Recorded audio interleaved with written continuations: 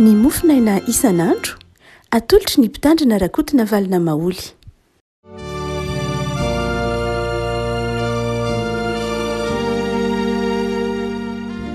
Falaraba antsika rehetra riavako malala tratra ity alatsinainy fa 13 ny volana novambra ity dia manonona ny fiadanan'ny tompo amintsika ny mofinaina ao antsika ny dia ny Koritianina faharotoko faefatra Koritianina faharotoko faefatra andininy fahafito ka hatramin'ny faraika ambin'ny folo Koritianina faharotoko faefatra andininy fahafito ka hatramin'ny faraika ambin'ny folo fakitsika amina ran'i Jesosy fa manana izao rakitra izao amin'ny vilantany zahay mba ho an'Andriamanitra ny lehibe ny hery fa tsy avy aminay voageja manodidina izahay nefa tsy tery verevitra nefa tsy mamoy fo enjehina nefa tsy nafoy potraka nefa tsy maty mitondra ny fahafatesan'i Jesosy mandrakariva eo amin'ny tena izahay mba aseho amin'ny tenanay koa ny fiainan'i Jesosy fa izahay izay velona dia atolotra ho amin'ny fahafatesana mandrakariva noho ny amin'i Jesosy mba aseho ao amin'ny nofinay mety maty ny fiainan'i Jesosy. Ray masino manamasinana ny fahamarinana ny teninao ny fahamarinana. Amen. Manana izao rakitra izao amin'ny vilany tany zahay.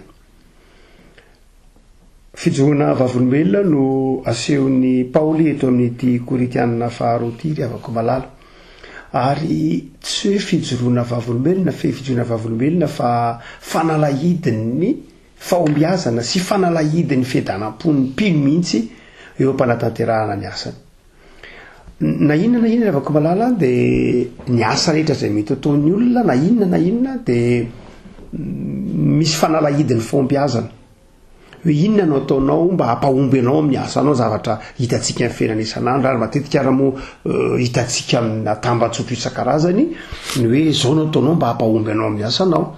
Zao ny fanalahidin'ny fahombiazana amin'ny asany mampitsabo, zao ny fanalahidin'ny fahombiazana mampandrara, zao ny fanalahidin'ny asan'ny fahombiazana fampianarana. Misy fanalahidina mety koa ataontsika hoe fomba fiasana, fandamina maro samihafa mba ahombiazana. Fa ny antson'Andriamanitra riavako malala dia misy fanalahidy manokana. Ny ombonan'ny olona rehetra izay ataontsika hoe mahomby amin'ny asan'Andriamanitra dia efa nomeny Jesosy antsika. Dia ny fanekentsika ny Jesosy mpitarika antsika, ny fanekentsika ny fitariany fanamasina, ny fanetretena antsika eo anatrehan'Andriamanitra. Fa eto kosa amin'ny maha-apôstôly amin'ny Paoly, amin'ny maha-mpitondra fivavahana azy, amin'ny maha-mpitoro ny filazantsara azy, dia inona riavako no fizorana vavolombelona tia ny iainantsika satria ny ainany ka nahatonga azy hoe afaka manarateraka n'ilay asany ny andavanandro mihitsy ao anatin'ny fiadanana sy ny fahombiazana araka ny sitrapon'Andriamanitra. Dia manao hoe manana izao rakitra izao zahay. Tamin'ny vanim-potoanan'ny antikité na vanim-potoana ataontsika tamin'ny vanim-potoanandro Paoly dia ny olona rehefa manana zavatra sarobidy tehirizina dia tsy tehirizina ao an-trano. Satria ny trano dia mora tamina, mora tafiana, ny faniny trano tamin'izany koa tsy voatery ho sarababem-bahoaka, tsy voatery hanana coffre-fort hametrahany sy ny zavatra sarobidy ao aminy, firavaka, volamena, vola sy ny tahak'izany. Dia ny fanaon'ny olona dia ataony ao anaty vilantany zany na ao anatina simibetany. Tsy mety raha atao anaty hazo satria ny hazo boboka, fa anatina vilantany satria ny vilantany sy ny tany tsy potika, tsy lo. Dia ataony ao anatin'iny ary tsy ajanona ao an-trano fa raha ao an-trano dia mora hita kely. Fa afenina any an-tsaha. Efa nitenany hoe Jesosy manao hoe ny fanjakan'Andriamanitra tahaka ny arenana afenina any an-tsaha. Zany hoe amin'ny alina, amin'ny fotoana, amin'ny toerana izay azo antoka ho tsisy mahita ilo mihitsy dia afenina any an-tsaha lay nany amin'ny toerana miafina lefa afenina any anaty tany zany ilay sinitany na lay vilantany na lay vazy izay misy lay firavaka na lay rakitra soa na zavatra tahaka izany. Dia ianao ihany matadidy azy, ilay mpanafina ihany matadidy azy, fa tadidiana tsara mihitsy kosa ilay toerana. Dia ao izany mipirinao. Dia izay no maharin'ny Paoly eto manao hoe manana izao rakitra izao amin'ny vilany tany zahay. Izany hoe zahay dia manana tahiry miafina izay zahay ihany ny mahalala azy, zahay ihany ny mahafantatra azy. Tsy ny olona rehetra mety mahafantatra izany tahiry miafina izany, fa zahay manana izany. Saingy indro asehonay aminareo zany arena miafina izany. Vilany tany na ny itoerany ary natao aharitra zany tsy voasedra ny fotoana zany, tsy voasedra ny orana sy ny fivaovan'ny toezahatra maro samihafa, fa indro kosa asehona ianareo zany arena miafiny zany ka mahatonga anareo aomby amin'ny fiainana sy amin'ny fanompona nanana fiedanam-po sy fifaliana amin'ny fiainana sy ny fanompoan'Andriamanitra. Zay le hoe rakitra ao anaty vilany tany. Dia inona zany ry havako malala? Raha jerena toy izy manao hoe voakeza manodidina izay nefa tsy tely, fiherievitra nefa tsy mamoy fo, mitondra ny fahafatesan'i Jesosy mandrakariva amin'ny tenanay izay. Inona ny tiany Paoly tenenina amin'io ka ilazany fa hareny io? Inona ny ilazany Paoly fa hareny io? Voalohany dia izao ry havako malala, ny finoana an Jesosy. Nataony Paoly ho hareny zany. Ny olona matetika ny fanalahidany fahombiazana matetika dia miveriny olona ho vahaolana amin'ny fahombiazana matetika dia ny resaka méthode. Ny hoe atao zao, saina zany io. Hoe zao atao dia mahomby ianao. Ny saina zany hoe ny kajy na koa ny fitaovana. Hoe amanana an'izao dia mahomby ianao. Ataovy eo am-pelantananao rehetra zany ny fomba fiatsika ankehitriny hoe ity ny tanjony. Inona ny fitaovana hoentina manatratra ny tanjony? Inona ny tetikatra raha manatatra ny tanjony? Inona avy ny eo am-pelantanana? Atao ahoana ny eo am-pelantanana mba ahafahana matratra ny tanjony? Fa any amin'ny Paoly tsy zany lazay ny harena. Fa izy manao hoe ny finoana ny voalohany harena amin'ny fahombiazana. Ny finoanao fa ahombenao. Rehefa koa malala manonona an Jesosy izy eto. Hoe zao ange ny rakitra soa zay omenantsika rehefa koa malala eo amin'ny fiainantsika dia zao ny finoana fa nateraka ahomby ianao ny amin'ny Jesosy. Zay le hoe le harena nge efa eo aminao ny fahombiazana efa eo aminao. Ny fahombiazana rehefa koa malala na ny famirapatrana na ny fiadanam-po tsy zavatra voatadiavina. La harena efa ao aminao. Noho zany dia ny finoana zany ny fitaovana hoentin'ny mpino miatrika ny fanompony sy miatrika ny fiainana isan'andro. Betraka ny miasa fa misalasala hoe tsy ahomby izy. Sa atao tika dia atao fa fitadiavana moa tiana fanompony tika dia atao. Tsy ry havako malala. Ny finoanao an'i Jesosy, ny fahafatesan'i Jesosy sy ny fangiry firiny teo amin'ny azo fijaliana dia izao fandresenao atsika. Noho zany nateraka andresenao fa tsy nateraka ho resy. Ary ny fandresenao dia azo ny tananao miankina amin'ny fandraisanao zany sisa. Fa tsy hoe hiady ka eritreritranao hoe dia hita eo aloha fa atao ty, tsy zany ry havako. Na hoe dia atomboka aloha fa dia io ve mo sitrapon'Andriamanitra? Eny tokoa ny sitrapon'Andriamanitra ambara aminao an'io. Dia natao vita io, natao tanteraka io, nataon'Andriamanitra haresy ianao fa tsy ho resy. Satria efa ao aminao lay harena soa dia Jesosy. Zany ry havako malala, izay toe-po zay natao hiasa amin'ny finoana dia fiainana kristianina. Ny rakitra soa ray ambaran'ny Paoly eto ry havako malala hoentinao miasa dia ity Jesosy. Ary tsisy mahita an'izany hoe fandreseny efa azo zany raha tsy ianao. Amin'izao tontolo izao ny ady dia mbola tsy azo ny fandresena raha tsy vita ny ady. Fa mpino ny fandresena ny lasa lohan'ny ady. Rehefa anankeitsika dia mitovy amin'ny zanak'izao tontolo izao rehefa miasa na rehefa miadika zavatsarotra everitsika fa ilay zavatsarotra tsy resy raha tsy miady, tsy resy raha tsy miezaka, tsy zaika. Ny zavatsarotra efa resy, zay ny finoana. Zay no antony nahafatesan'ny Jesosy tao amin'ny hazo fijaliana. Zay no antony tsakana tamin'ny maty. Ilazana aminao fa le ady efa vita, le fandresena efa azo. Fa io fijogono vavolombelona fiatrehanao amin'ny finoana sisa. Jereo tsara Davida niady tamin'ny Goliata. Davida ka ny salasala hoe ho resy. Fefa azo miantoka ny fandresena. Raha vantany vao misalasala izy dia rendrika. Havako malala mana an'izao rakitra ao amin'ny vilany zay Paoly eto dia ninona? Ny finoana.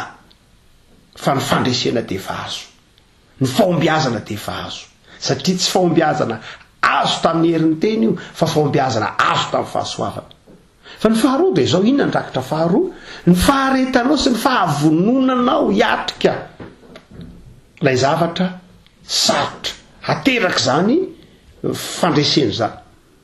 Io dia efa nresantsika indroa intelo tao amin'ny tetiny hoe tao anatin'ny fampianarana ny hoe tsisy heviny engeny fandresena tsy azo anatin'ny fangiry firiny.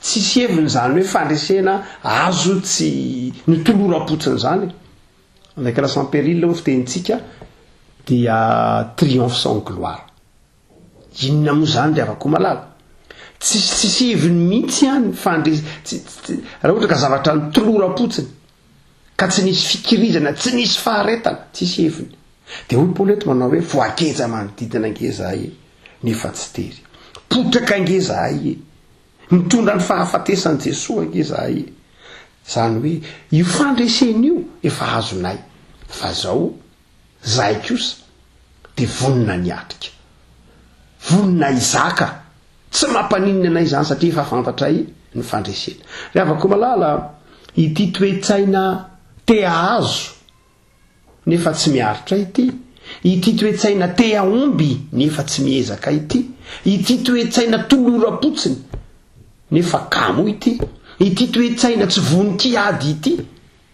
kanefa te azo fandresena tsy toetsain'ny filazantsara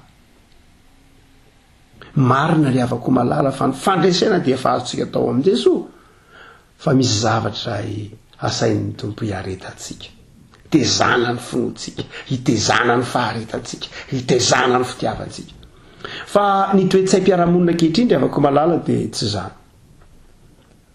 te hanakarena ny olona fa tsy miasa dia mangalatra izy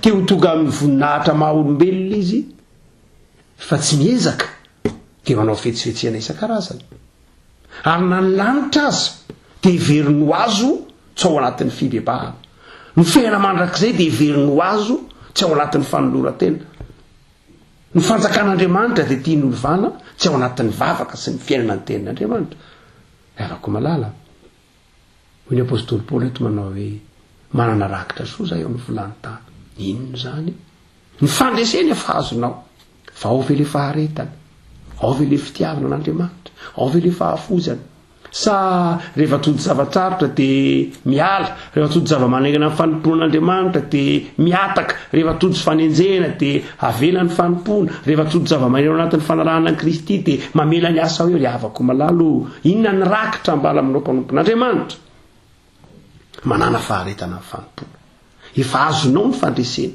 manana faharetana amin'ny asa na dia asa fivelomana azy efa omen'Andriamanitra anao ny fitahiana sy ny fahasoavana zay ny antony fa zao ny afaka malala movy mitoetra amin'ny finoana ianao io movy miezaka miasa amin'ny fahamarinana amin'ny fitiavana fa raha afaka malala vogeja manodidiny zay nefa tsy teo ny apôstôly Paoly fa zao manana zao rakitra izao amin'ny volantany zahay finoana moa tsika teo ny fanekena hiatrika fahavonona hiatrika na dia ny sarotra aza fa ny fahatelo dia ity ny fanantenana ny fandresena efa azonao ao anatin'ny fandresena sy ady atrena sy fangiry firiny io ndraindray mafy ange ndraindraiky mitondra fanenjehana ny ampiasana any ndraindraiky mitondra fanenjehana amin'ny asa fanompoana sy ny fanarahana ny Kristy dia ny apôstôly Paoly manao hoe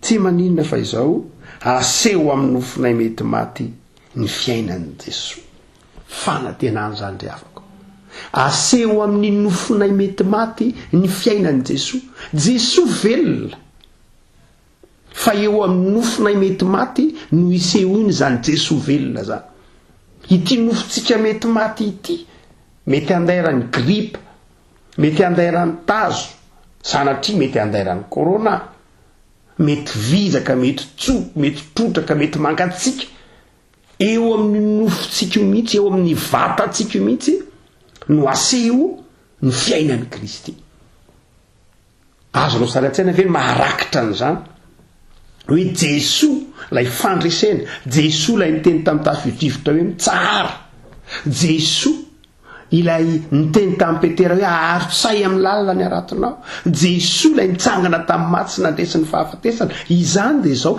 aseho amin'ny nofonao mety maty eo ry havako malala ny herin'Andriamanitra zany dia aseho amin'ny nofonao mety maty io zany hoe le zavatsarotra aven'Andriamanitra lalovanao io le zava-manahirana sy lay ady atrehinao io dia izao efa nazahoanao fandraisanao tsika izao fa izao amin'ny alalan'io nofonao io no isehoany ny voninahitr'Andriamanitra aseho amin'io fahalemeno io nofonao mety reraka mety marary io no isehon'ny voninahitr'Andriamanitra aseho amin'ny tenanay mety maty hoe Paoly ny fiainan'i Jesosy angena anaiky ampiseho any Mahandriamanitra azy aneho ny voninahiny amin'ny nofonao mpanoty io amin'ny nofonao marefy io no isehon'ny voninahitr'Andriamanitra de tonga amin'n'iran'ilay tononkiro zay manao hoe ka inona ary ty kivikivy ty nahoana ianao ny kivy nahoana ianao no mitaraina nahoana ianao no mbola mandany andronao miompika ary fanahy io ny filazan'ny salama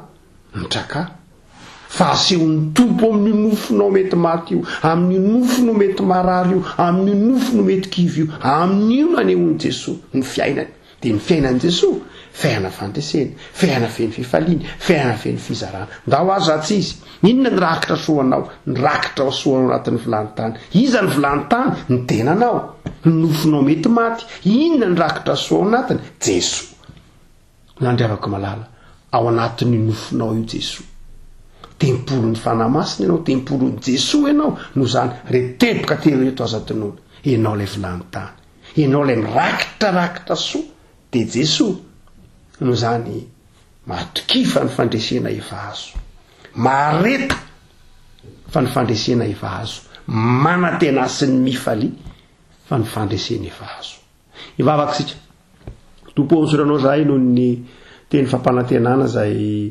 nampitondrainao amin'ny Paoly ka mbi ety aminay ankehitriny fa na dia marifo tahaky ny vilany-tany azy zahay nofo ihany de manana rakitra soa atao anatinay de Jesosy izay nanaiky iaina aty anatinay ary mitondra ny fiainan'i Jesosy zahay de fiainana feny fanantenana zany fiainam-pandreseny zany fiainam-pifaliana zany fiainana feny fiadanana zany tompo aoka iainanay ny tenin'ny soratra masina voakeja manodidiny zahay fa tsy tery betsaka ny zavatra manodidina anay fa tsy mahapotika anay tsy mahatery anay tsy mahasimba ny fiainanay enjehiny izahay nefa tsy kivy betsaka ny mandavo anay fa tsy maty zahay satria manana anao Jesosy atao anatinay tompo sitranony aretinay esorony akivina ty anatinay reseo ny tahotra ty anatinay amin'ny fanahinao masina fa mpandreseo zahay aoka ho tsapanay amin'ny fiainana isan'andro fa nateraka ao handresy zahay noho ny amin'ny azo fijalianao Jesosy de tahio ny tontolo andronay tahio ny tontolo alinay tahio ny tontolo mpiainanay Jesosy ho tsapanay fa manana rakitra soa izahay de enao Jesosy ty anatinay misaotra Jesosy